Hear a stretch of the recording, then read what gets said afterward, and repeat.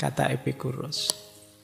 Dengan kita tersembunyi, kita lebih mudah hidup sederhana, lebih bebas berpikir, lebih mudah berinteraksi dengan alam, lebih nyaman hidup kita.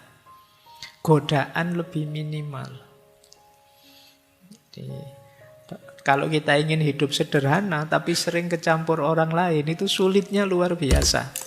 Misalnya teman-teman ingin apalah Pak, hidup saya biasa saja lah Pak, HP lama juga enggak apa-apa ya. Tapi begitu ketemu banyak teman kok HP-nya bagus-bagus ya, mereknya. Kita mulai tergoda. Semula sih enggak apa-apa, tapi begitu lihat yang lain, bajunya teman-teman kok bagus ya, kok rasanya asik ya, minuman tadi kok enak ya, kok rasanya. Lama-lama godaan banyak. Jadi kita sulit hidup sederhana kalau banyak bercampur orang lain, kata Epicurus. Maka cara mudah untuk kita tidak mudah terpengaruh, latibiosas, hidup tersembunyi.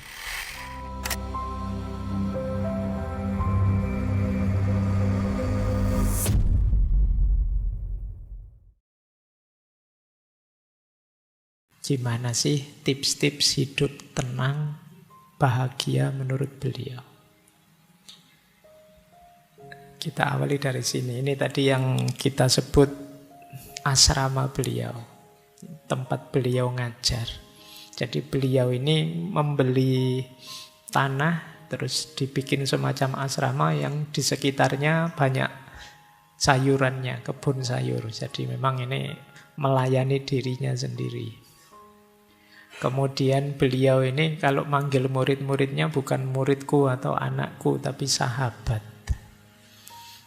Nah ini bandingkan kalau zaman Pak Rasulullah kan juga memanggil orang-orang di sekitarnya bukan murid-muridku atau jamaahku, tidak begitu. Rasulullah tidak manggil jamaah, tidak begitu. Tapi beliau manggilnya sahabat. Jadi sahabatku, kawan karibku. Itu gaya Epicurus. Dan memang self-service. Jadi di asrama itu ya yang mampu mendukung yang kurang mampu. Dalam hal apa saja, termasuk dalam hal finansial. Kemudian keposnya, pondoknya itu mematok 4 prinsip. Yang pertama kesederhanaan, yang kedua kebersamaan dan persahabatan, yang ketiga belajar mandiri. Belajar mandiri ini khususnya mau berpikir sendiri, berkontemplasi, merenung sendiri tentang hidupnya sendiri. Dan yang keempat, menghindari keramaian yang kurang manfaat. Jadi memang gaya hidup beliau memang sederhana dan cenderung uzlah, menjauh dari keramaian. Karena bagi beliau dalam keramaian sering jadi sumber kegelisahan, sering jadi sumber masalah kita. Kayak kita yang santai-santai tiba-tiba terus buka. Sekarang kan keramaian itu kan tidak harus fisik. Buka medsos, berita apa, cerita apa. Akhirnya kan terus jadi galau. Coba tadi tidak buka, ya tidak ngerti apa-apa. Dan tidak tahu juga tidak apa-apa. Tapi karena kita tahu terus kita gelisah. Jadi kalau di rumusnya Epicurus ya, keramaian yang rumit, keramaian yang tidak kondusif itu sebenarnya mengganggu ketenangan hidup kita. Ada banyak hal yang sebenarnya kita tidak tahu juga tidak apa-apa. Karena terlanjur tahu, akhirnya gelisah. Jadi akhirnya kita pusing sendiri karena terlanjur tahu. Padahal tadi tidak tahu juga tidak masalah. Itu sering efek kalau kita sering bercampur dalam keramaian yang tidak terkontrol. Makanya beliau ya mungkin mirip seperti pondok pesantren, melarang santri-santrinya terjun langsung ke tengah masyarakat. Nanti ada cerita kalau di antara santri-santrinya ini ingin terjun ke politik misalnya, ya dia harus keluar dari keposnya. Nah, nanti kalau sudah jatuh gagal misalnya, boleh kembali lagi. Jadi kalau masih sukses, masih ya silakan di luar, jangan masuk. Tapi kalau sudah gagal, misalnya stres, sudah habis banyak, kok nggak jadi, balik ke pondok lagi, tidak apa-apa. Nah, kalian bolehlah, kalian itu boleh. Kalian bikin pondok nanti ya, pondok khusus yang gagal nyalon misalnya. Itu mungkin pondokmu laris besok. Baik, jadi ini gambaran gaya hidup beliau. Ada prinsip hidup yang terkenal dari beliau, namanya late biosas. Hiduplah tersembunyi. Jadi hidup tersembunyi ini sumbernya banyak keutamaan, kata Epikuros. Jadi cara kita untuk tenang damai dalam hidup itu memang jangan terlalu banyak bercampur dalam kehidupan publik, kata Epikuros.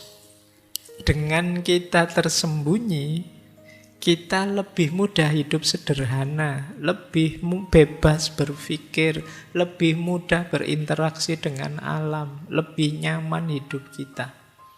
Godaan lebih minimal. Jadi, kalau kita ingin hidup sederhana tapi sering kecampur orang lain, itu sulitnya luar biasa. Misalnya teman-teman ingin, apalah Pak, hidup saya biasa saja lah Pak, HP lama juga tidak apa-apa ya. Tapi begitu ketemu banyak teman kok HP-nya bagus-bagus ya, mereknya. Kita mulai tergoda. Semula sih tidak apa-apa, tapi begitu lihat yang lain, bajunya teman-teman kok bagus ya, kok rasanya asik ya, minuman tadi kok enak ya, kok rasanya. Lama-lama godaan banyak. Jadi kita sulit hidup sederhana kalau banyak bercampur orang lain, kata Epikuros.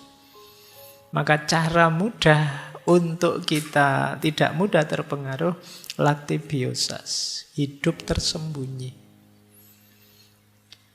Kalau tidak terkenal gimana Pak? Kan banyak orang pengen terkenal. Bagi Epikuros justru terkenal itu ribet.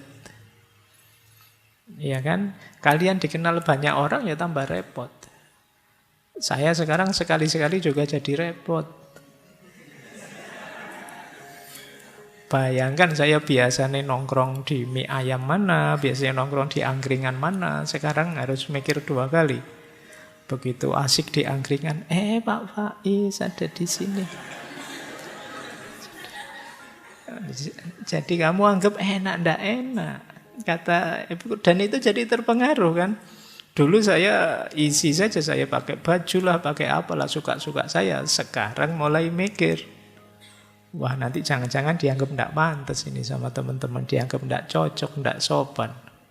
Saya sekarang bajunya mulai gini-gini. Dulu ngaji filsafat awal baju biasa saja, lengan pendek dari kantor, santai saja. Sekarang mulai mikir, karena kalian lihat saya, karena kalian nanti mesti minta foto-foto, minta selfie. Tidak enak saya kalau pakai baju asal-asalan. Itu ribetnya hidup yang terlalu sering bercampur.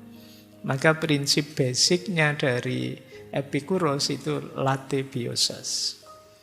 Hiduplah tersembunyi, lebih bebas, lebih nyaman.